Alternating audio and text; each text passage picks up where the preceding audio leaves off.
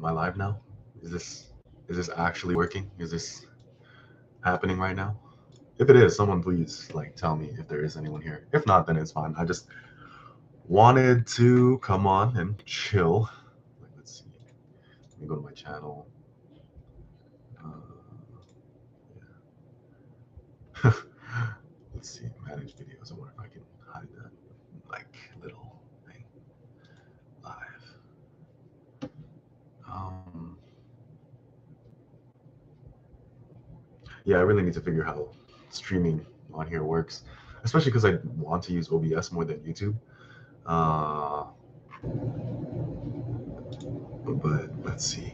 Can I delete forever?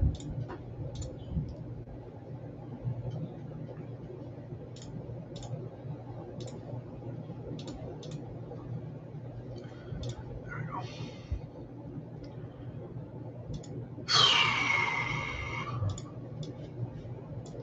So yeah, looks like the stream is up. Stream is up. Yep. Stream is up. What's good, my guy? Yeah, what's good? Doing all right. Throat's been kind of bugging me lately. Pretty sure it's just like the change in weather and um, allergies. Like I'm just allergic to living, so there's that. But let's see. So yeah, today I'm just it's kind of like my day off from like my usual job. So I'm gonna catch up on some other stuff like related to the channel, um, client work, things like that.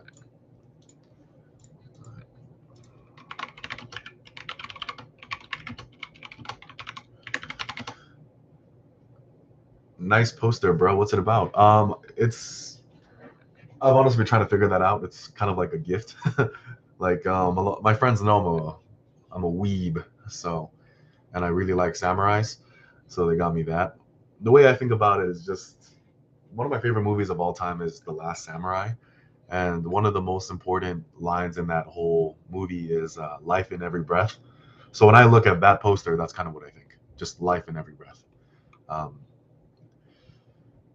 let's see.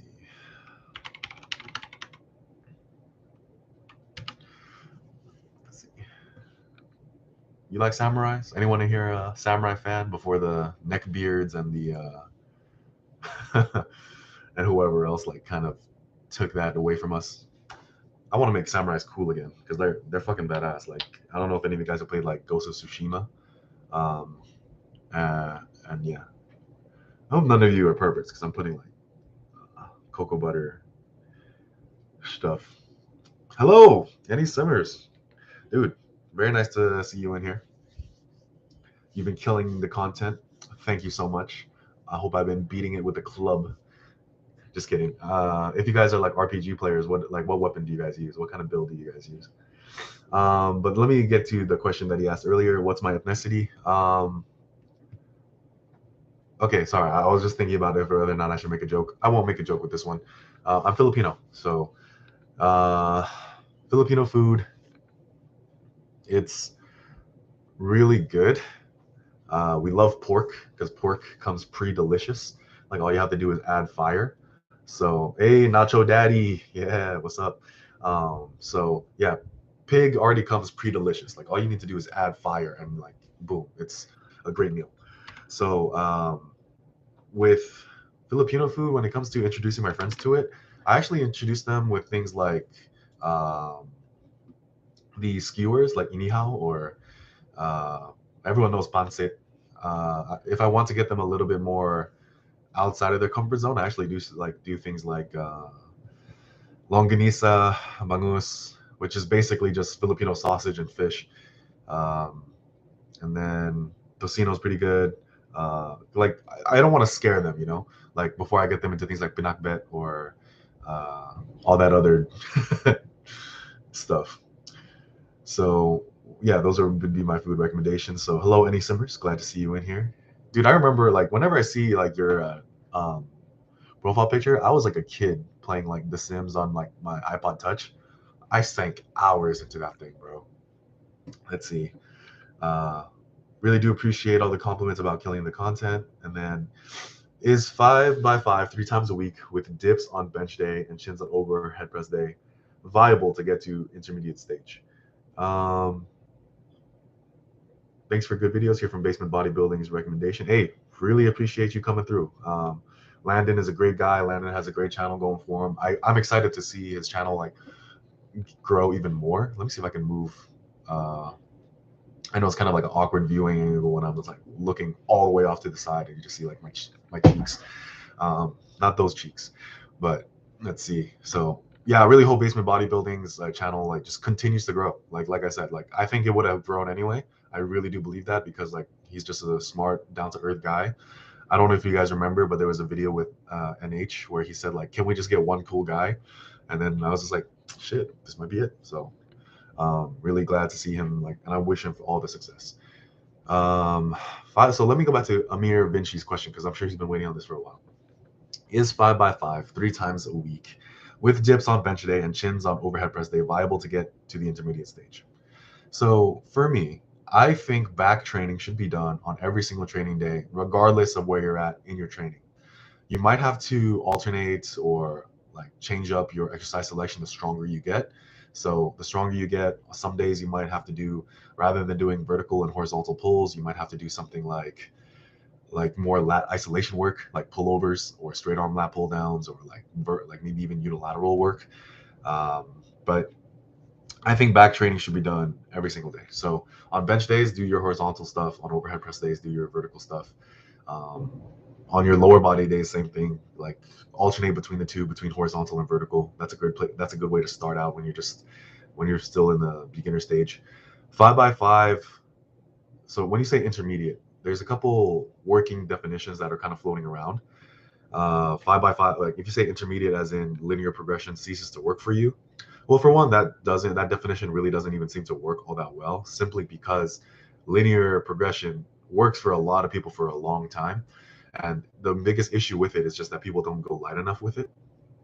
And they also don't know how to incorporate linear periodization. So linear progression and linear periodization are not the same thing. They're very similar. Linear progression is a feature of both because, what is linear periodization or linear progression, right? But linear periodization, let's say you do 3x8, and then you keep adding weight until you can no longer add weight, and then you drop down to 3x5, then 3x3. So 8s, 5s, and 3s.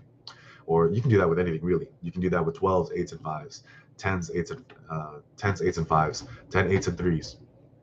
A lot of different ways to kind of go about it. Let's see. But is it a good way to get to the intermediate stage for strength? Sure, because you're gonna get to a point where you're gonna need to change your training. Hey, Zico, what's up?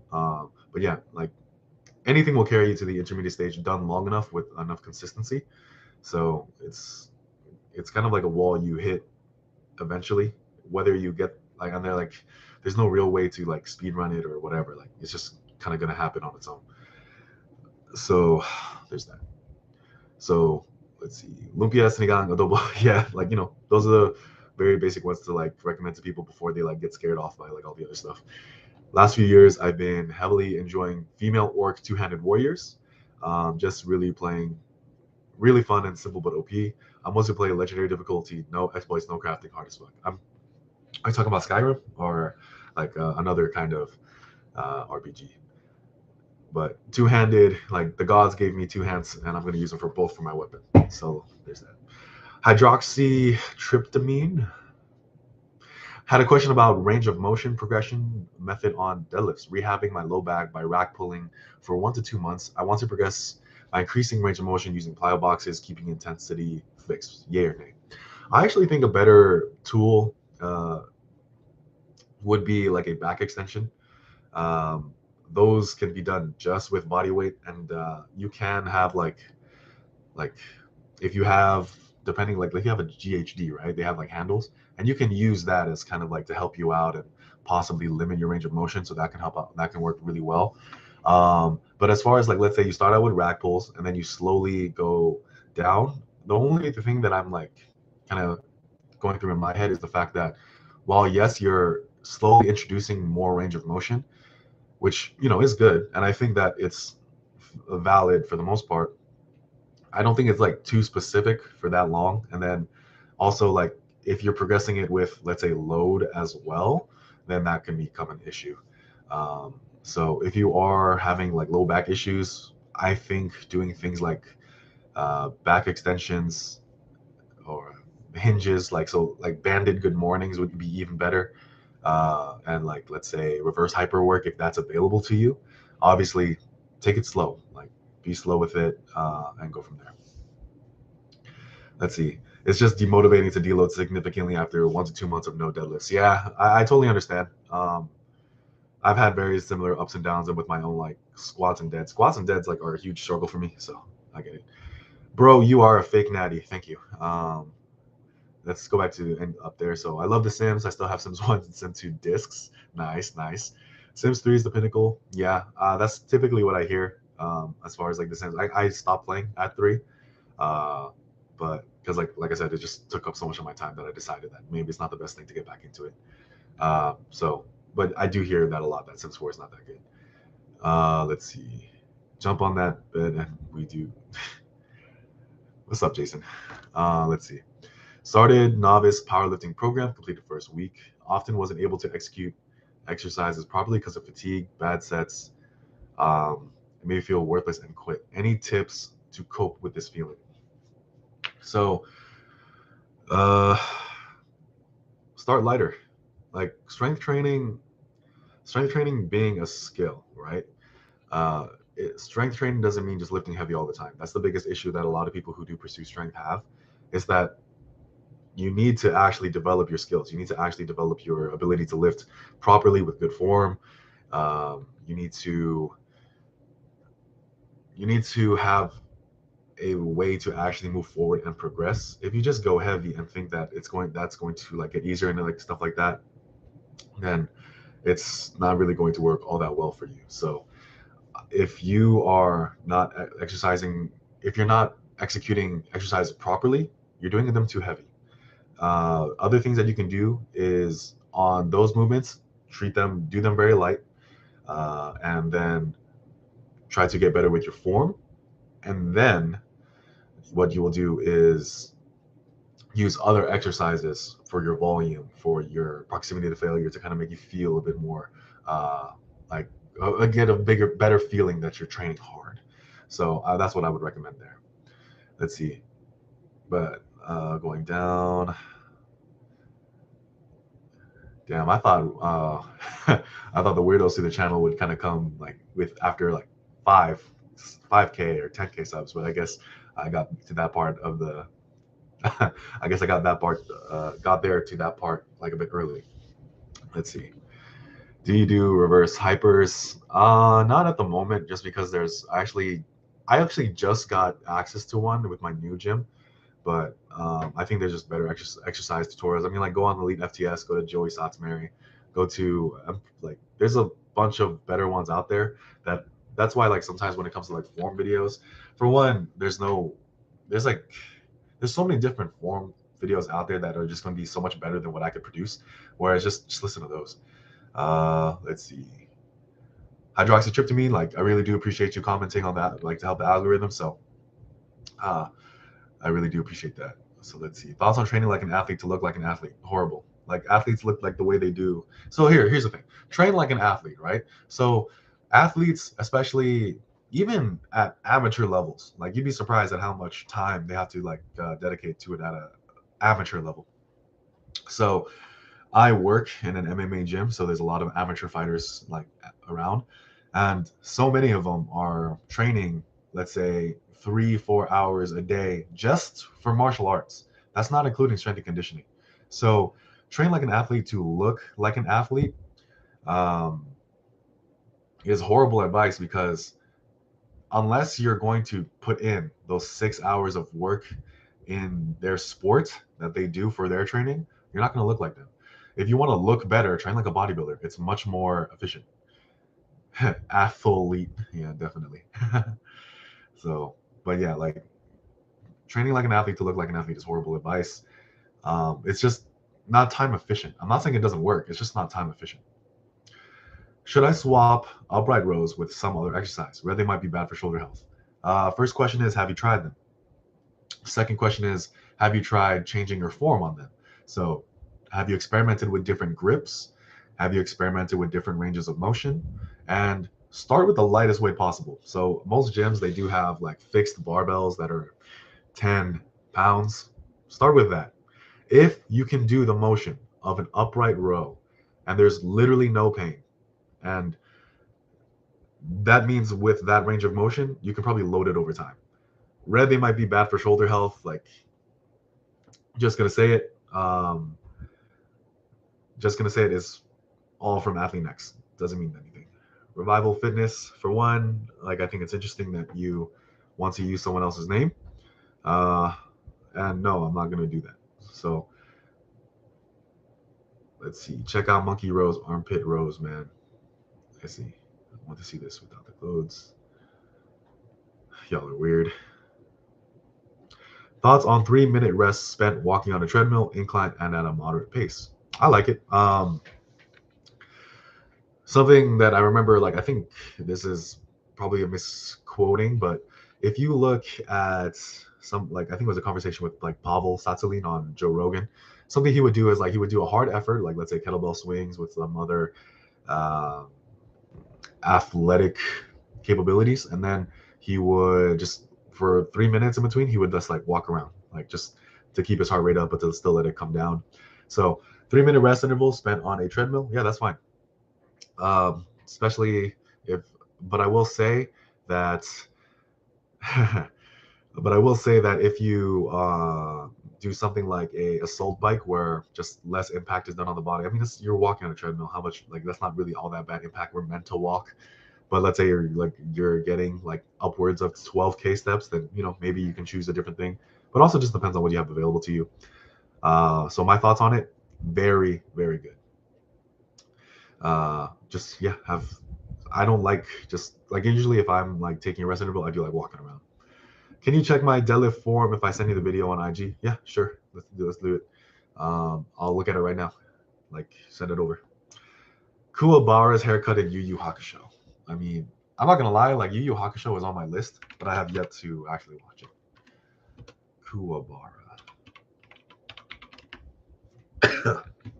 Oh, it's a pompadour. Pompadours are mad like chatty, bro.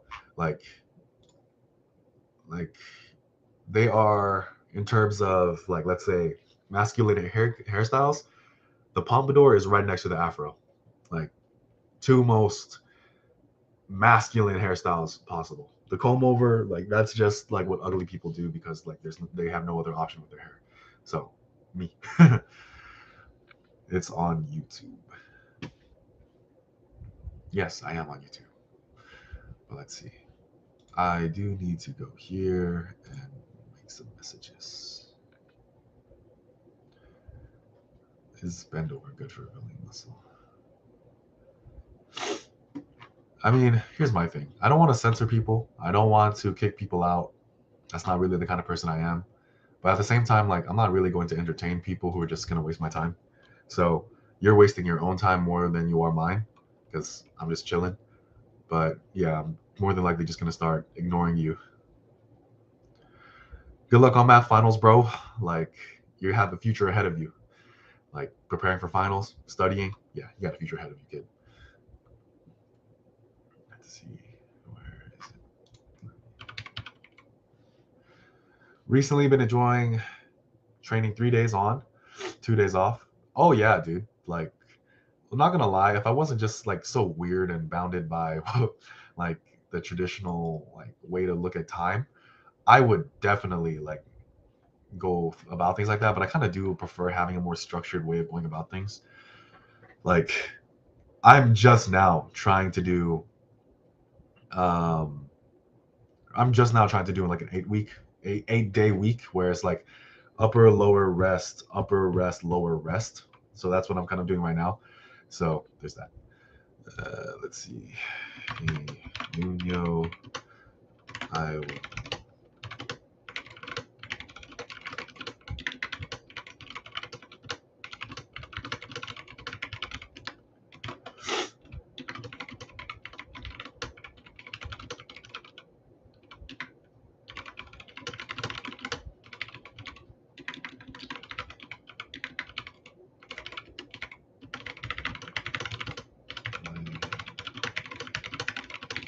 Can you guys hear my keyboard?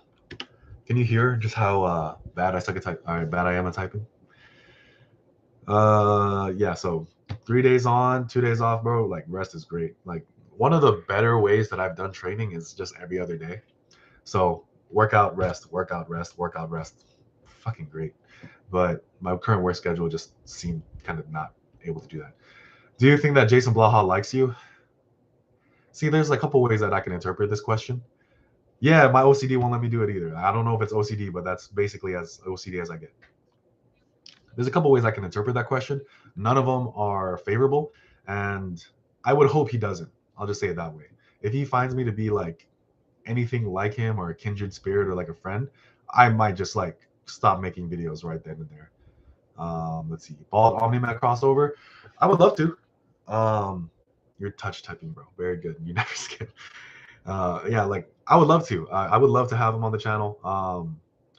My thing is this, like with natural hypertrophy, I was very humbled by that. There's a couple things that I realized that I wanted to get better at before I wanted to interact with more people. Part of the reason why I got in contact with natural hypertrophy is because since interacting with more and more people, right? Like when I was just kind of like a local PT, like the biggest dude in my friend groups, usually the biggest dude in the gym. Um, it wasn't very like it was very much like people would have immediate access to me, right? And but once I started interacting with more and more people, like, and which is what I wanted to do. I wanted to see where I was wrong. I wanted to see where I was lacking.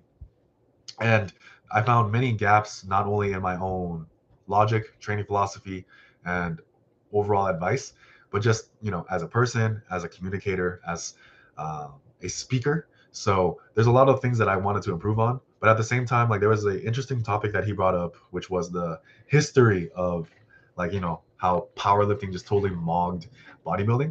And I wanted to kind of get his thoughts on that because power building was brought up in that discussion, and I do think that there was something there I wanted to like contend with and learn from. So, but when it comes to future people on the channel, there's no real plans at the moment. The only real plan right now is to get better at conveying my points, being a bit more concise, being a better communicator, being more clear, because I would want to make sure that I have to be fully honest. I'm not totally proud of the way I communicated on that one. On the video I did with natural hypertrophy, I do think that I could do better. And I want to make sure that when I do bring other people onto the channel, that I do get better. So, why is there only one time heavy bench on your strength power building program? Is that the case? Because I'm pretty sure I thought that was, well, here's the thing. For one, if that is the case, it's a general strength program anyway. So it's kind of like you don't need to be hyper specific at that point in time. So let's look at this stand strength power building program. So strength focused. Boom. Oh, it's a 3-day split. Some days you're going to be doing it twice. Some days you're going to be doing it. Some weeks you're going to be doing it once, and that's fine. Like novice programs, like they don't need to be perfect. The thing is, like, the intention with the novice program is this: build a base, get familiar with a lot more things than just squat, bench, dead. Do more. Like if you just rely on those 3 exercises, you're not gonna be any better off as a lifter. So there's that. And also it kind of gives you an opportunity to see like, can I handle like these frequencies? Can I handle this volume and all that kind of stuff? So let's see. Bald Omni Man is just about son. Whatever. What up? Let's see. 10-day training week. Yeah, I couldn't do that, bro. I just couldn't do that. Maybe a 14. I don't know. Let's see. A 14, like that's probably the closest I could probably get to doing an extended week, but that's it. I'm really considering going from 6 days to upper lower rest repeat. I like that's what I've been doing for the past couple of years. That's where I've built almost all my size and almost all my strength. So it's a very viable way to train. And then you get multiple rest days where you can do other things like have a life or do cardio. Both kind of scary options, but both are really good ones. So 6 days a week, I feel like it's a great thing to do at least once in your life. It's fun if you enjoy training, all that kind of stuff. And yeah, go ahead. But it just kind of depends on where you're at in your life and your training.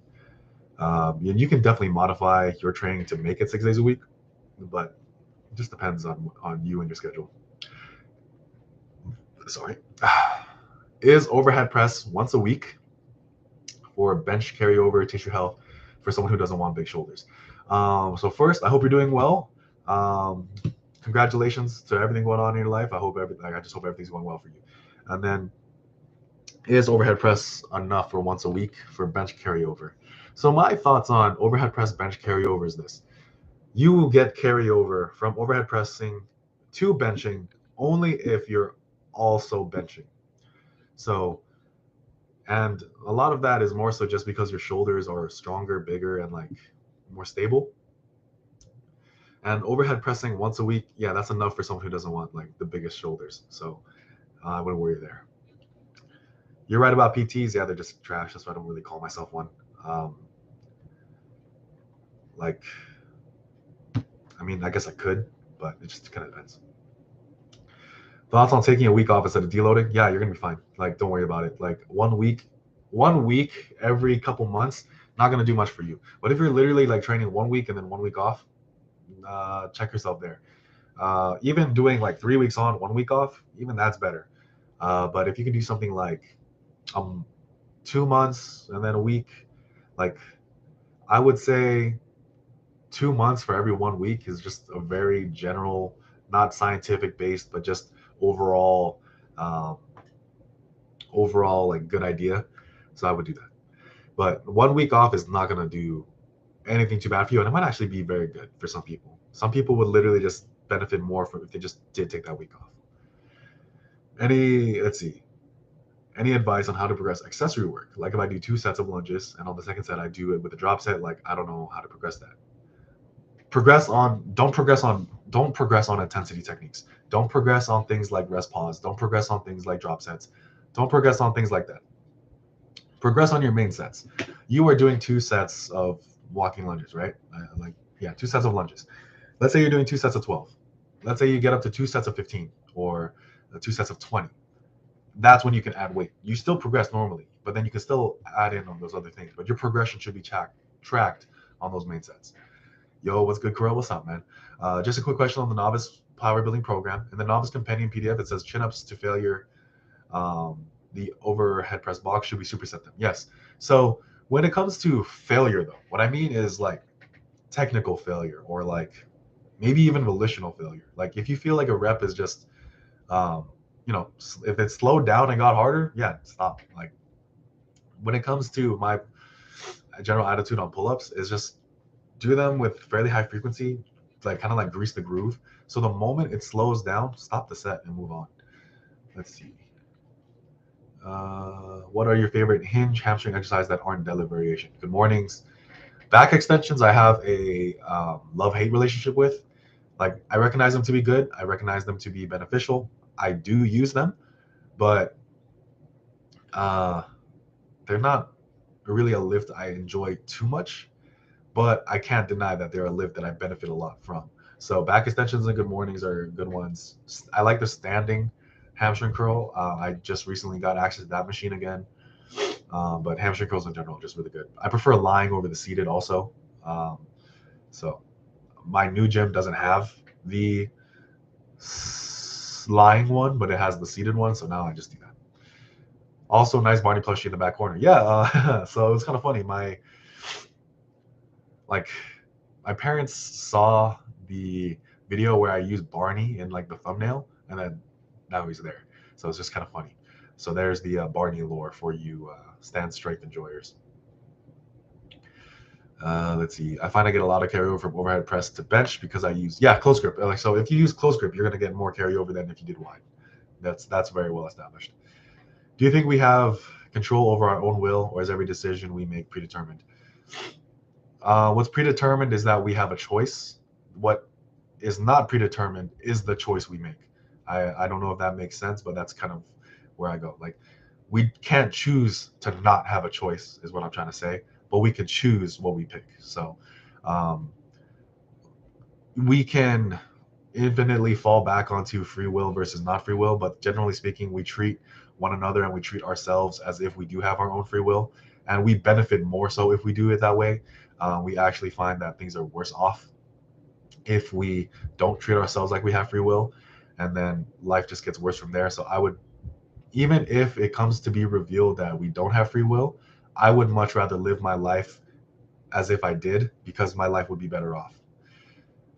I'm building big shoulders, arms, forearms, chest, and back. That's my goals. Hit shoulders 4 times a week in 10 days. That's good. 2 different overhead presses, 2 different side laterals, upright rows, and face pulls. Yeah, you're going to build calf delts with that. Just make sure you're spreading it out and getting recovery. On your modification to the Alpha Destiny program, do you still want people to take the last set to failure like Alpha Destiny does? Yeah, like, do that. I think it's a time-tested, easy way to make sure you're training hard enough, but at the same time, not at the cost of progression or long-term hard work. What are some exercises in your routine that you don't dread or don't particularly like, but still push through for reasons? Bicep curls. Dude, I am like, whenever. So here's the thing.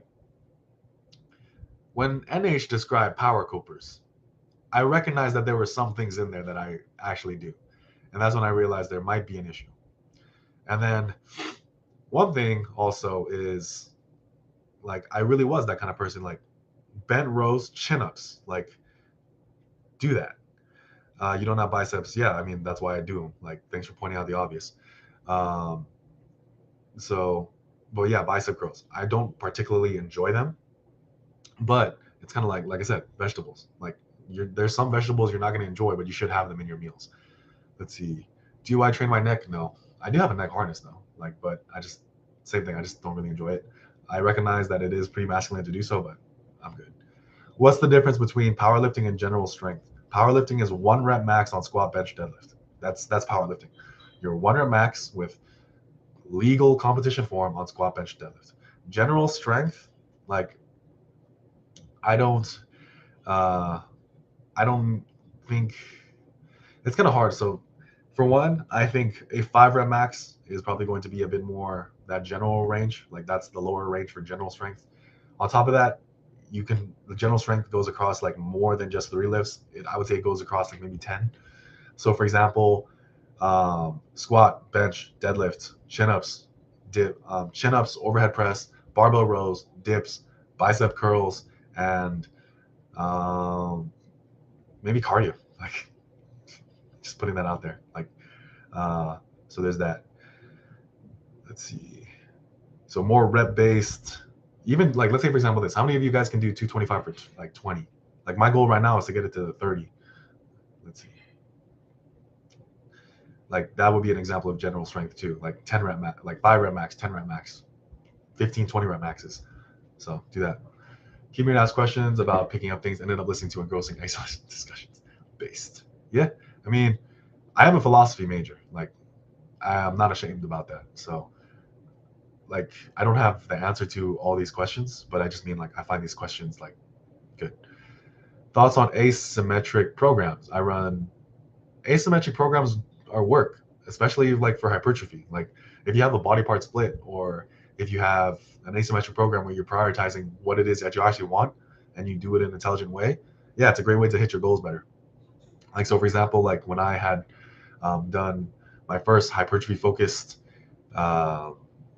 program a long time ago, it was an asymmetrical split because I just cared way more about my upper body than my lower body at that time. So it works.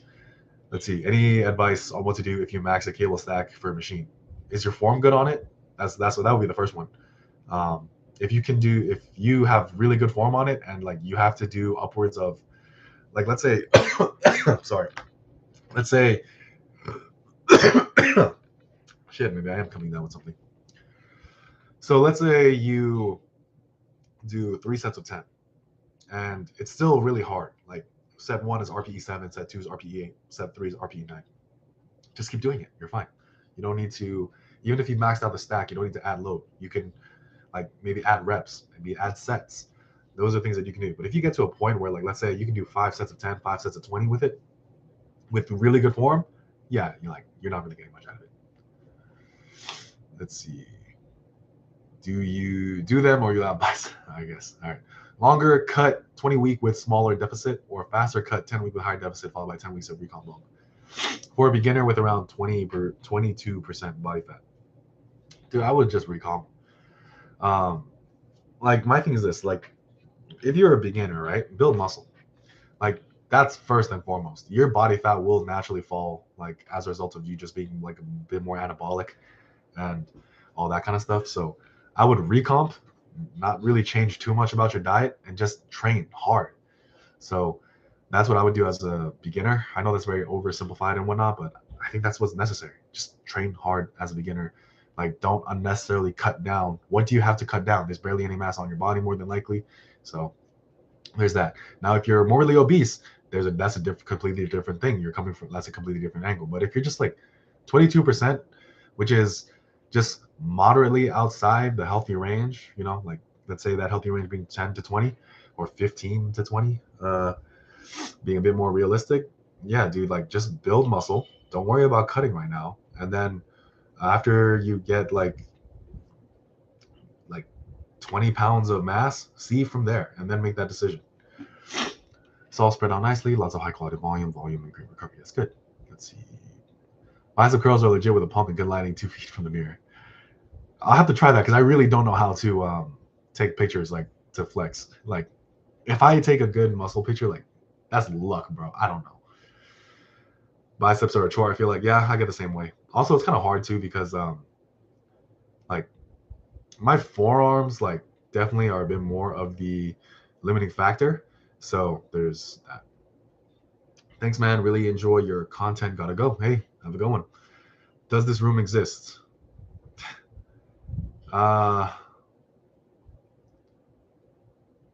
Let's see. So there's a couple ways I could answer this question. Like, you can go, like, if you like, you can go the whole like Descartes way of going about things, but I would just say the room exists every time that I interact with it, or every time that I say it does. I can do 225 maybe once. Hey, good job. That's still really good. Did my toes into philosophy, but mostly history, politics, physics, quantum mechanics. Hey, that's good. So my thing is like this. Philosophy, I would say, is like the great, like, mediator. If you learn all of those things without philosophy, I think you're, like, getting an incomplete picture. That's just my opinion, though. You can take a plate and stick it to the stack. Yeah, if you have a stack, a weight stack that allows that, then that's really good too. You're about 30% body fat now? Yeah, around there. Let's see. I aspire to be so jacked, power builder maxed one day that I can curl in racks when there's a gym-wide queue of DL powerlifters behind me fuming. Hey, yeah, like, have your goals, man. Do you? What's your opinion on supersetting rows and bench press? Great superset. Done it a long time when I was. So at the time, there was a time where I was actually stronger on my rows than my bench. So I would be supersetting 275 on rows with 225 on bench. So there's that. Bench with seal rows, yeah, that can work. Just depends on your gym setup. Like, some gyms are just better than others when it comes to, like, to what supersets you have available to you. But yeah, rows, great. I even did, like, there was one gym I went to where the T-bar row, the machine T-bar row, was right next to the bench. So I supersetted them for years. I definitely think that most of my trunk gains came from that. Can you give a few words on altering a strength building routine into a hypertrophy focused one? Expand the rep ranges and change out exercises that are like, let's say, for example, swap out the rep ranges and do exercise that you can put more volume into without getting too fatigued. That's pretty much it. What's your ideal superhero anime person physique? Basically cartoon hero physique. Let's see. If you guys look up, let me make sure I'm spelling him correctly.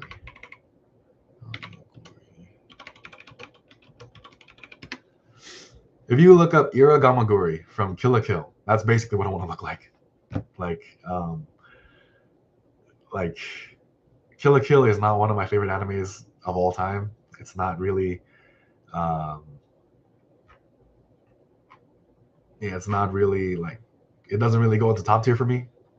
But his physique is kind of the closest thing that I can find. Let's see, that I'm familiar with at least. How would you most effectively add volume on your deadlift? Variations: Romanian deadlifts, stiff leg deadlifts, block pulls. Yeah, if you can handle deadlift volume, just do that. Like, give it a try. I've seen your 315 bench video, and I was just curious on you think adding OHP to the equation would increase the difficulty of the endeavor. I want to achieve a 315 and a 200-pound overhead press. Let's see. The thing that makes it difficult isn't so much like, let's say, your strength requirements. This is more so like time and recovery. Like, there's a recovery cost and a time cost to everything. So the more time you spend overhead pressing, you're not benching. The more time you spend benching, you're not overhead pressing. For me, the overhead press is a hypertrophy exercise. At the moment, I eventually do want to get a 315 overhead press, but I know for a fact I can't. I more than likely would only slow myself down if I tried to hit a 315 overhead press and a 405 bench press at the same time. Did you do any competitive sports before lifting? No. I would just play video games. Like, I was not active. Any suggestions on working on my dips? My right shoulder sometimes hurts when I go deeper in depth. Using a tennis ball for stimulation and other. If something hurts, do an assisted variation. See if it's like the movement itself. So for example, if you can remove like almost all the weight and it's that motion that's the issue, I would try to isolate any amount of smaller muscles involved and try to like get them stronger to then let you do that. So for example, one of my clients, he had issues with dips, and I had him do a shit ton of rotator work, rear delt work, just working all over the delt, and then like some pec flies. And then eventually that kind of like helped build him into being able to do dips more comfortably, just because I just isolated those smaller things over a long period of time before we introduced dips again. But at the same time, like, give that a try. Thoughts on pinch grip, both thick objects and thin objects, like pinch gripping using kettlebell, then pinch grip plates. I'm playing around with it and feeling my thumb strength skyrocket. Grip strength is not really my forte or something that I train, but that sounds to be like a good deal. But like I said, it's not really my strength.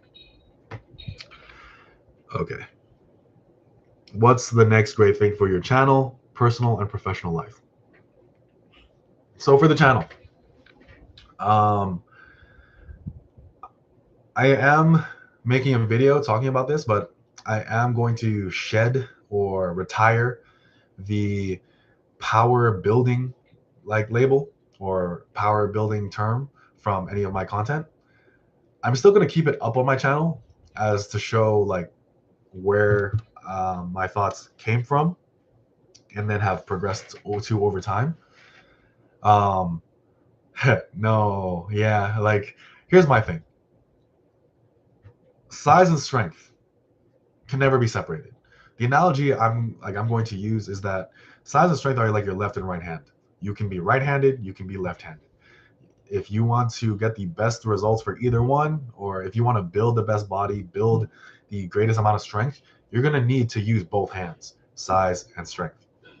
So you can't get around that. Powerlifting and bodybuilding are two completely different endeavors, and both use size and strength in different ways. So the mixture of size and strength is still valid. The mixture of the management of size and strength is a very sound practice. But actually, like saying something is like power building, that's where I'm going to actually like say it's likely not the best thing for you. Because like let's say you look at Jeff Nipper's like power building program, right? That's block periodization. That's just responsible powerlifting. I would argue. Let's see. So obviously there's ways you can go about things, because like say for example you want to compete at a lower weight class because it's just more comfortable for you, then yeah, there's a bit different things. So that's one for the channel. For personal and professional life, I'm going to be investing a bit more time into my channel, my brand, my online business. So and of course myself too. Like I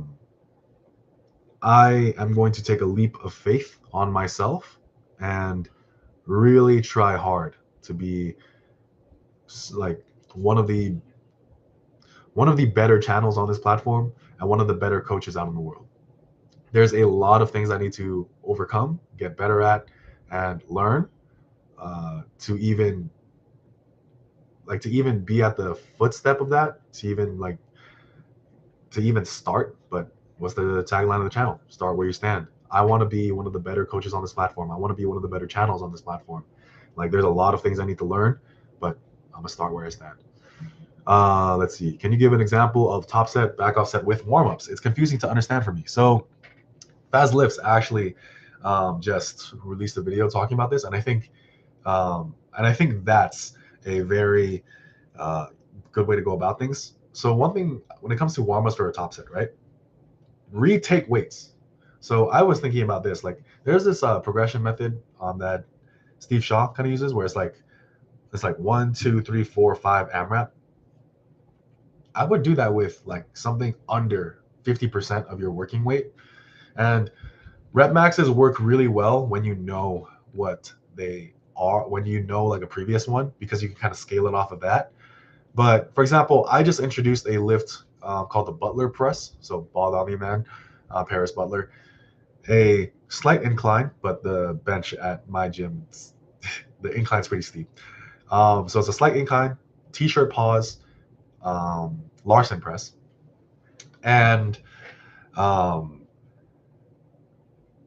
I know my incline bench is just trash because I have actually not been incline benched in almost 3 years. I didn't really enjoy the movement, and I just kind of like wanted to only do flat benching, but I've kind of come around to that. So now that I can do incline benching, or that I want to do incline benching, I'm doing that variation. And I knew where my numbers were in the past, so I kind of just like took an estimate and gave it a try. So right now I'm about like 185 for sets of 10. Let's see. So with a warm up, yeah, do like, let's say like, for example, for me, right? If I were to do a 8 rep max on, I think my 8 rep max is about like 285. And if I were to break that with warm ups, what I would do, I would go to like 135, hit it for like 3 reps. Then I would wait like a minute, 3 reps, still with the same weight. Go up to 225, 2 reps, and then hit it and then rack it. Again, 2 reps. Then maybe 245, 255. Just do a single, then retake it, and then go from there. And then when I go to that one, because I already know that 285 is my current 8 rep max, then I would go from there. That's an example, but top set, back off sets are kind of hard in my opinion. I kind of prefer backloading, where you do like a top set on the last set of the exercise, just because it's a bit easier to track and keeps things a bit more simple. Do you watch MMA at all? A bit more lately, just because I do work in an MMA gym, and there are some fights that I'm really looking forward to. But not gonna lie, the last time I was really into MMA was when George St. Pierre was still fighting. So that's a long time ago. Yeah, my chin-ups are absolutely fine. It's just dips. So definitely gonna start working on it. Yeah, like, do you do any deadlift work? Deadlifts are a great way to kind of like like it balances out the shoulder. Rows too. Let's see. Is light cardio a good warm-up before lifting? Yes, it is. Just make sure it's light. Like, that's the biggest thing. Walking on an incline, assault bike, rower, 5 to 10 minutes, kettlebell swings even, like, all that's really good. I'm getting a haircut today, so I'm gonna stop looking like a wannabe K-pop star. Let's see. Client has difficulty opening jars and Sour Patch Kid bags. How would you approach programming this? Squat, bench, deadlift, bro. Just kidding. I mean, just get them, like being quite honest, like, it's like a general thing. Like, just become generally stronger. Like, you don't need to do specifically grip exercises to get better at opening jars. Like, as a go-to professional jar opener, yeah, like, just get generally stronger. Theoretical based on some of my weaker friends, don't actually have a client like this yet. I've convinced you early waiting to see where you take the channel next. Thanks, man. Really appreciate that. Do you want to have a family? I myself am a husband and a dad of 2. At the moment, no. I'm young, and I am not like, so here's the thing. If you have a kid, right? you like, even if you're not ready, you have to get ready, right? You have to, and like, if I were to be a dad, I would try rise to the occasion of being a good father. At least I would hope so, and I would try like my hardest to. With that being said, if I had the choice of being one right now and not being one, I would rather not be one right now. Not because I'm like delaying it or anything like that. It's just like, or whatnot. It's just, there's just other things in my life I want to get done. Let's see. Yeah, it is tiring. I bet it is tiring. So just, but I do love kids. Like, kids are awesome. Like, they are a lot of work, but at the same time, it's probably some of the most rewarding work you can ever um, be a part of, I guess. I hope no one like sounds that. It's like that scene from The Office, right? All right, let's see. Just to clarify, all your warm-up sets are under 5 reps. Not all of them, but once it goes past 50%, yeah. After 50%, I don't do anything above 5 reps. After 50%, I cap it at 3 reps. I gotta go, but thank you for answering my questions. Hey, thanks for stopping by. Let's see. Study says that there's no interference effect with cardio before lifting. Does this apply for HIIT as well? No, it does not apply for HIIT as well. Like, for one, the interference effect, like, it's not like an on-off switch. You have to realize that it's a scale. The more intense your cardio is, the more it's going to affect your lifting.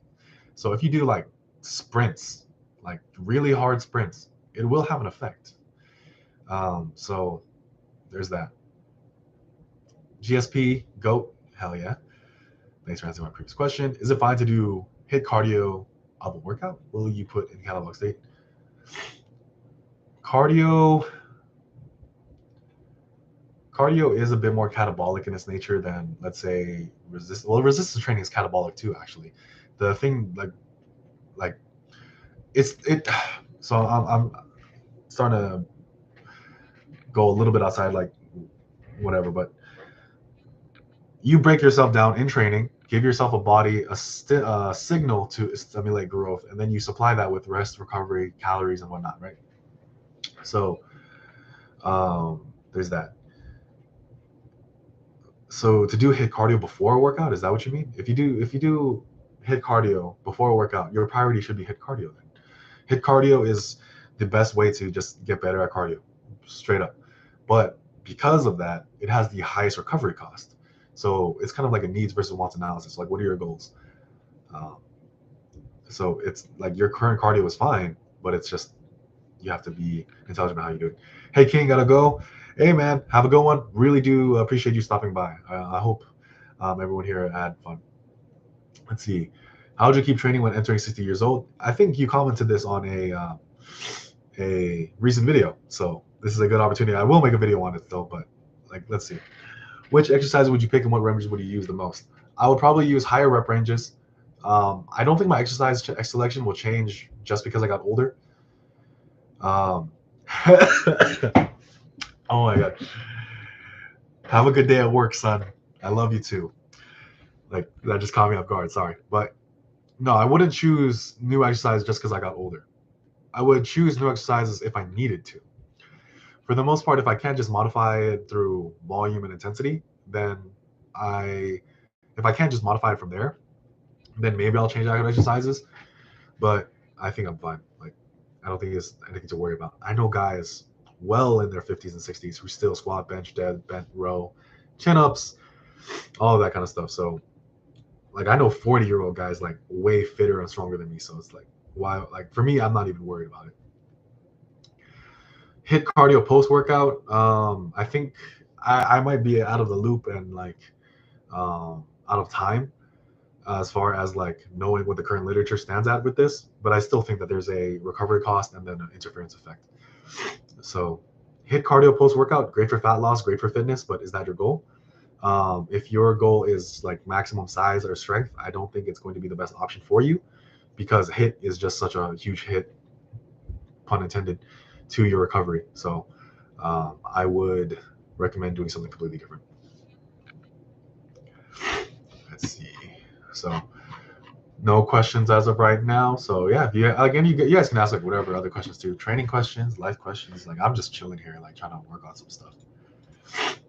Let's see. So wrist rollers. wrist rollers. Like, give me the so like the one with the rope is cool. Jack the Rookie. Let's see. Let me look up. Is light cardio? I did answer your question. I said yes. It is fine. Just make sure it is actually light cardio. Unless you ask another question. I'll look back to see if you had any other questions. But yeah, it was a couple back, but light cardio before a workout is great. I personally do it. Let's see. Suggestion on wrist rollers. They're good. I think that I see a lot of arm wrestlers use them. I don't know if they're 100% necessary for big forearms. I think the recent video put out by Natural Hypertrophy is probably just going to be a bit better and easier for most people. And I think towel holds are a great idea also. So let's see.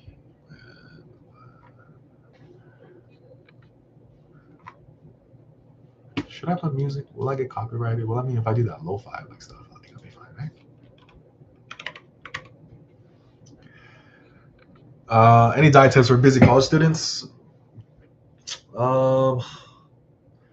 Live below your means. Go to Sam's Club or Costco and get their chickens, vegetables. Like, don't overeat ramen and don't eat out too much. What else would I say? Busy college students. Convenience is a very easy way to start overeating, man. I'll say that. Like, if you want to make your life more convenient, you usually have to make yourself a bit more disciplined as well. That's something that I'm like still in the process of learning, but it's a very valuable lesson. So, do you train any fighters? What routine would you suggest for a boxer? Yeah, I didn't see that question. Sometimes so let's see. Like, I think it's because there's a set, like YouTube, if you start a stream, sometimes it'll just decide some comments are spam and some comments are good. So I do usually just keep that one on, but sometimes it unfairly or unjustly judges questions like that. Let's see. So I guess, yeah. So I was asking about Sean Nalawani's custom workout routine. Is it good? I suggest you should make a video on that, reacting to it, as a lot of people try that. Like, let's see. Custom workout routine. Sean Nalawani custom workout. This fitness plan.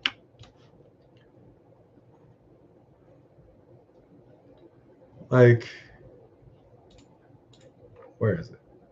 I'm trying to find it. If someone could post a link, I'd appreciate that. If I can't find it right now. Let's see. Custom. Great content, Dad. Thanks. If I only do vertical pulls, hip hinges, and some rear delt work, will I miss out on any back gains? I would say yes. Your mid and upper back, I think, will be lacking. Custom workout plan, Sean Nalawani. I think it's still, let's see.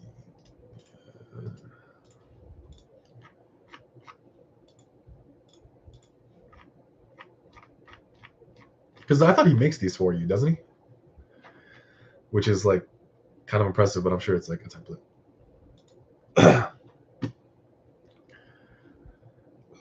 Let's see.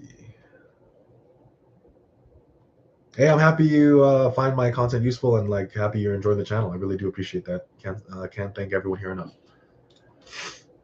Here's my question to you guys. Like, let's see. I'm gonna put something in here. I'm gonna ask a question about music.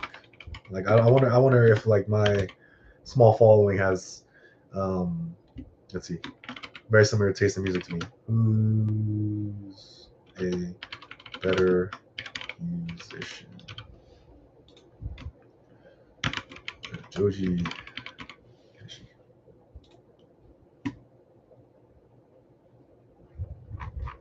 Did it show up? Is my question there? There we go. Let's see. Do you train any fighters? A couple. I do have some boxing experience, and I do help some boxers and some fighters. So trying to move up in weight. For one, like like here's the thing: when you do hypertrophy focused programs for athletes, right? You do need to make sure that a power component and a measurable power component is still present. You want to make sure that you're not losing any like too much of your athleticism just to move up in weight class. Your athleticism should be moving up as a result of you getting bigger, not going down. But general strength training principles, some conjugate like speed work and explosiveness work, and then some basic bodybuilding work just on like prime movers. That's really all you need, because you're not trying to maximize your aesthetic, you're trying to maximize your athleticism. So for someone who is a boxer trying to move up in weight, try to focus on prime movers, try to focus on like higher rep ranges, but also make sure that you're keeping your athleticism and all that kind of stuff high. Let's see. Quack, sure. What routine would you suggest? There's not any on my current program right now. I know Natural Hypertrophy. He actually has videos made on that, so I would do that. I don't know if you missed it, but let's see. My missed it. So I just got a comment on my push-pull leg workout route program video. This is not for beginners.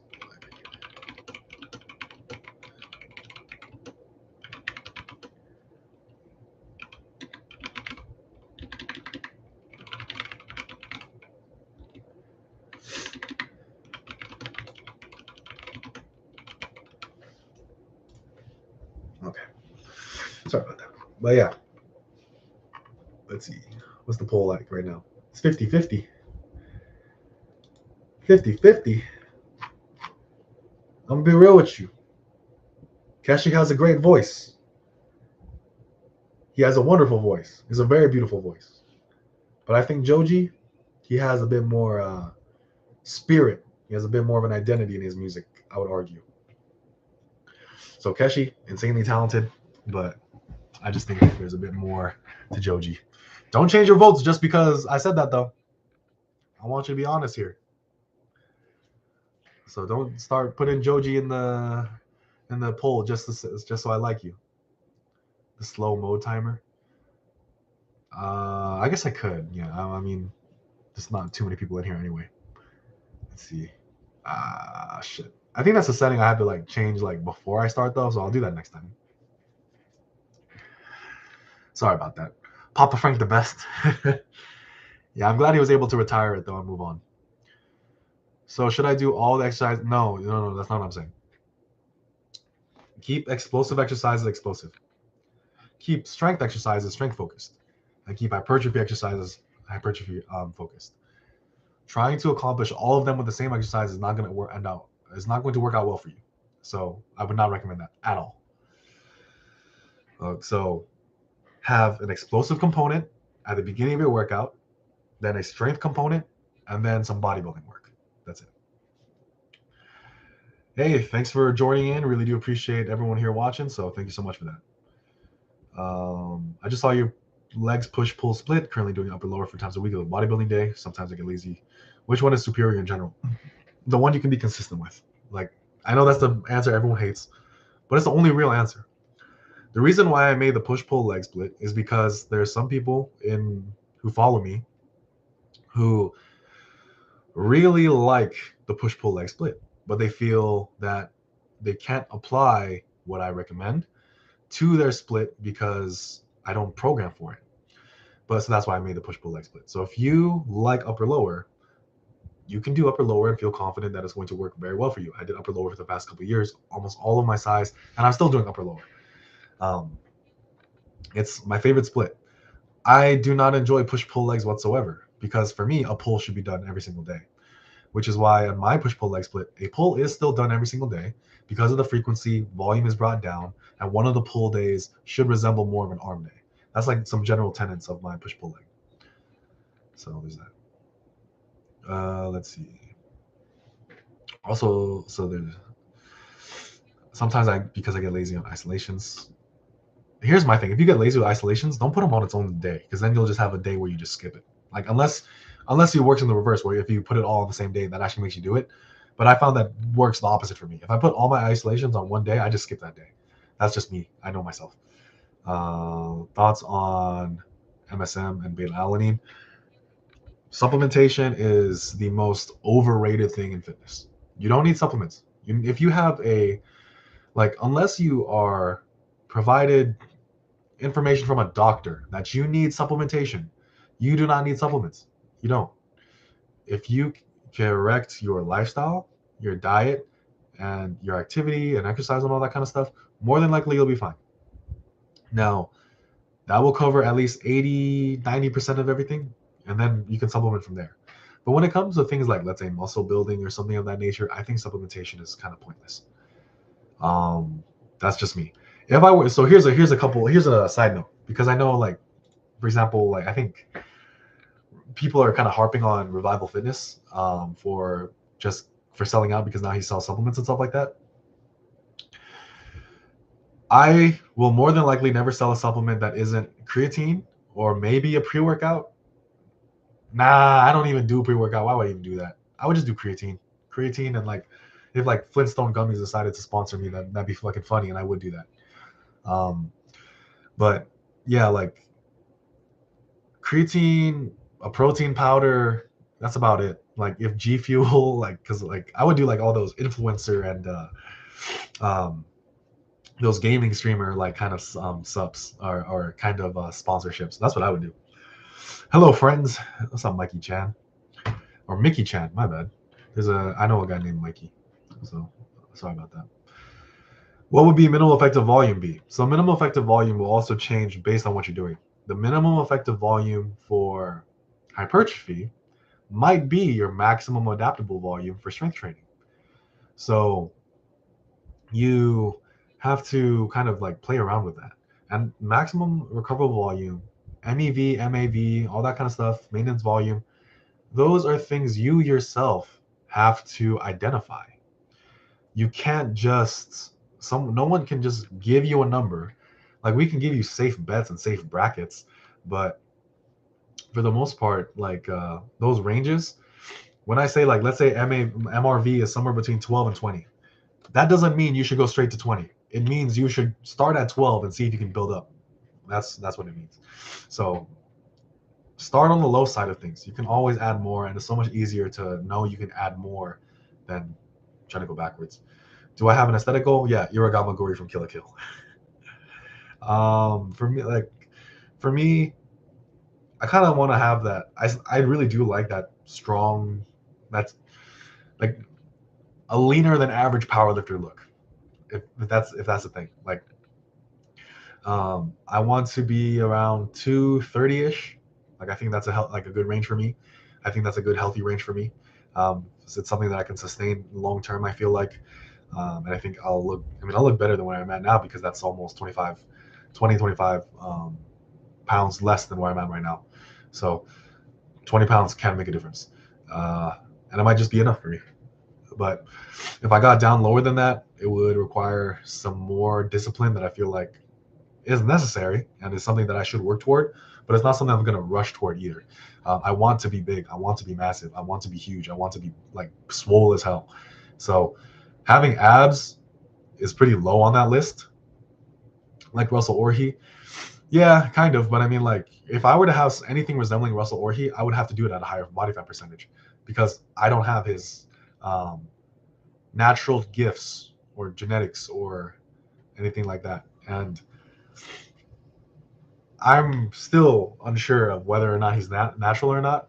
But here's my thing. Whether or not he's natty or not, that doesn't necessarily mean I can get to that level. And I mean, I might try, right? I'm going to try anyway, just to see what I can do. It's just because I have faith in myself and faith in my training. But there's no guarantee I'll like get there. But yeah, basically it's kind of like, I kind of do like that higher body fat percentage look. And when I say higher body fat percentage look, I kind of mean 15 to 20. I don't really want to go too much below that because I do like food. So let's see. I know this is the sit agreed, but can I add one forearm exercise and novice? Yeah, go ahead. So the sit agreed, like in reference to like the video that I made on it, right? The problem with it is when, like, it's very easy to fall into this when you just want to be good at everything, right? Adding a one forearm exercise is not a greedy thing to do. But let's say you were to do you wanted to do four forearm exercises in there, and then everything else suffers as a result. That could be an example of that, but for the most part, one exercise is not gonna harm you that bad. Let's see. It's already responded to that question. Keshi and Joji poll. All right, Joji's still winning, but very marginally. How many of you guys like just never listen to them at all?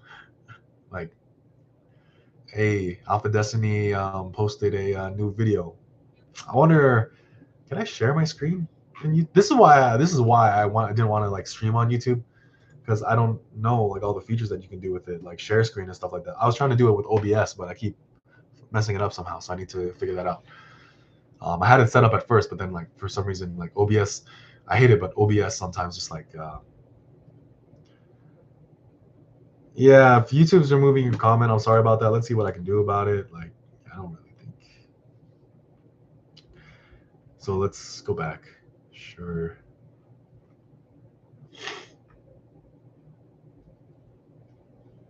Let's see. I've noticed that most people don't need 20 sets a week per body part unless it's a stubborn one.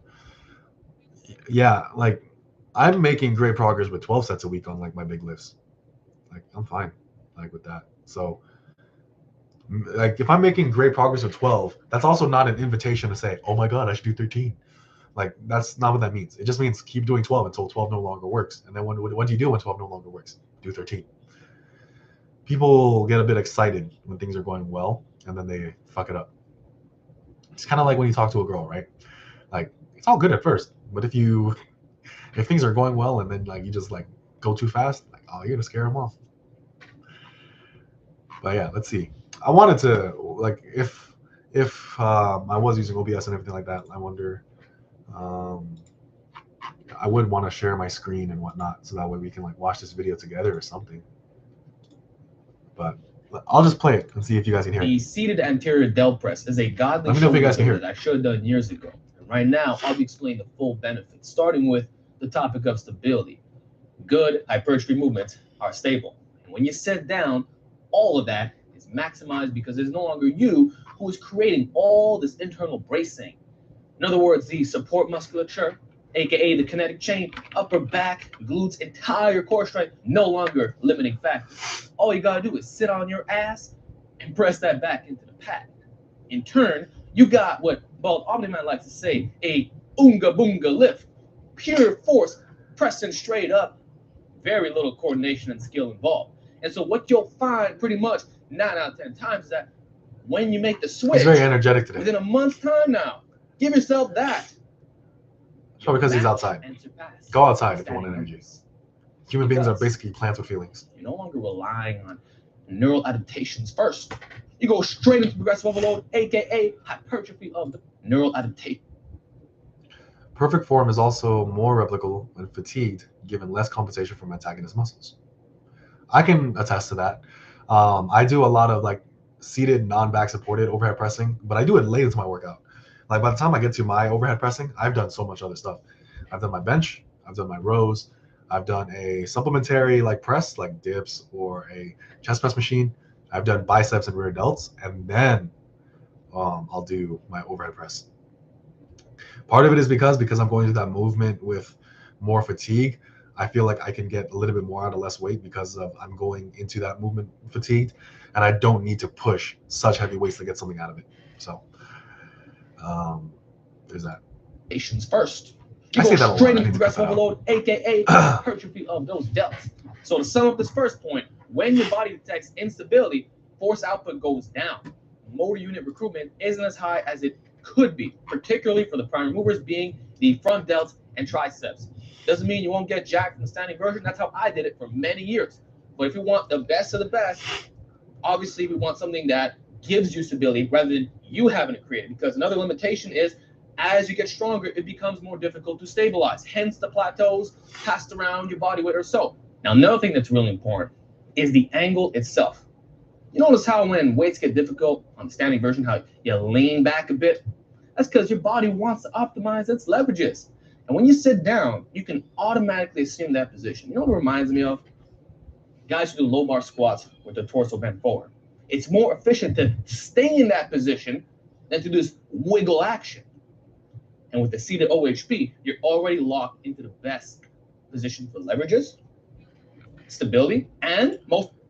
Should my remaining back, so I'm already doing daily pull-ups. Should my remaining back training volume all to rows? Thanks. Most of it should, but you can still put in like lat pull downs, straight arm lat pull downs, pullovers and stuff like that. But a lot of your back volume is being taken care of, so be very like sparing with that. Don't put too much. Quack. I'm 31, been lifting for 3 years properly. Tried push-pull legs. Nah. Tried upper lower. Nah.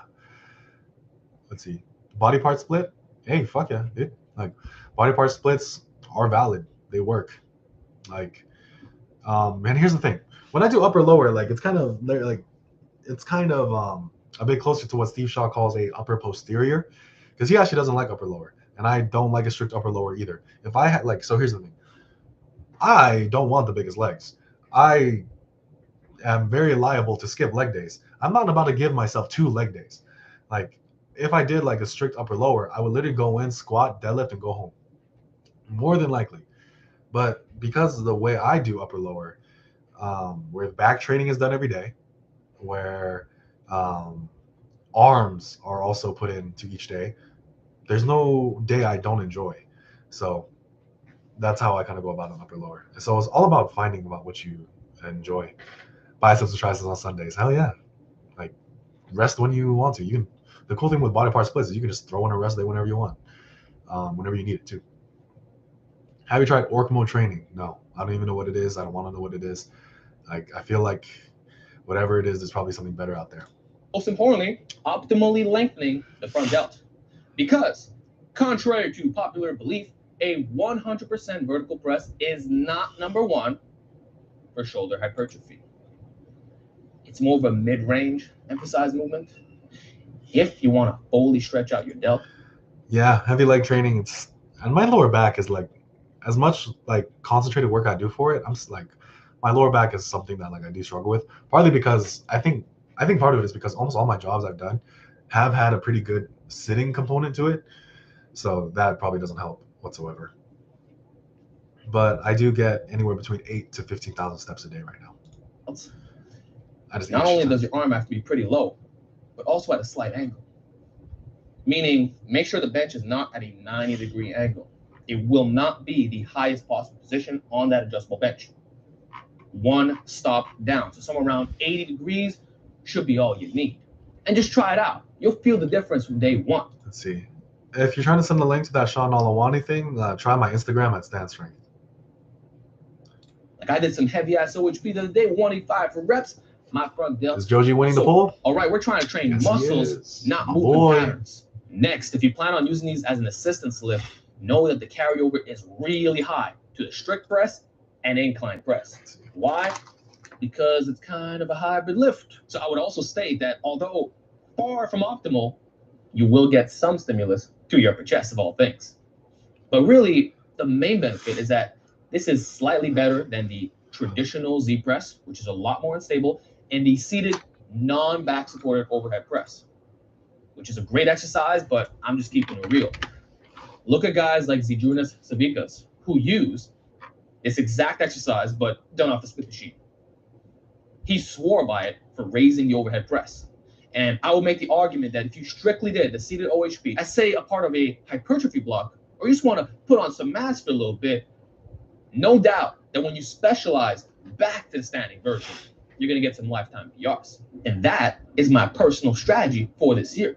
And because you're on a slight angle, it can help correct shoulder weaknesses that are prevalent on the incline bench, specifically the 40. So with his most recent video, I'm going to cut out pretty soon because I'm hungry. Let's see. He's advocating for, speaking of overhead press, do you find overhead press movements fastest progress? So overhead press progression is not fast. Like it's just not, because it's a very difficult way to press in general. So, but when it does come to progression, I do like having a wider range. The range I use is actually 8 to 15.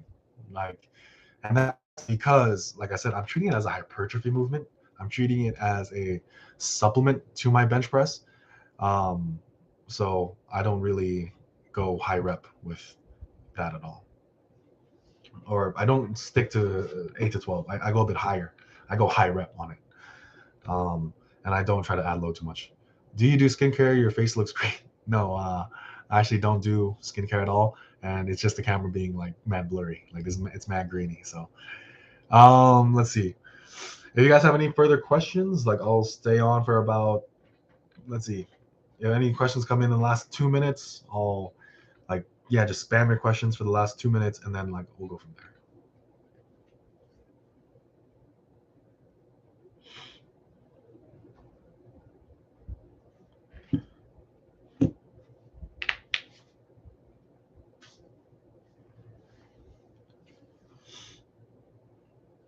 So it doesn't look like many questions are coming through, and that's fine.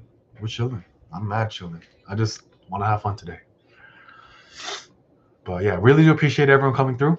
Really do appreciate all the support that I've been getting on my channel. I do think my channel is like growing, and I'm very proud of the engagement, the interaction, the support. Everyone has been so great. I can't thank you guys enough. So thank you so much. Can't thank you enough. Like I really do hope that as I continue to put things together and continue moving forward, that I can continue to see your support. So thanks so much. What meal can convince my partner to let me back in the kitchen after putting jam on celery? Ugh, that's a hard one. I don't know. So you get shoulder hypertrophy. What do you view as a better middle delt accessory? Upright rows or ladder raises? For me, upright rows, and that's more so because I just enjoy it more. I think the hypertrophy coach might also be on that side of the argument, but at the same time, ladder raises are just a time-tested great exercise as well. Do them with a cable, do them with a machine if they're comfortable for you, and you'll be good. So if you are messaging on my Instagram, I will send you an answer there, Jack the Rookie. So yeah, send it to me there, or email. Email's another good option.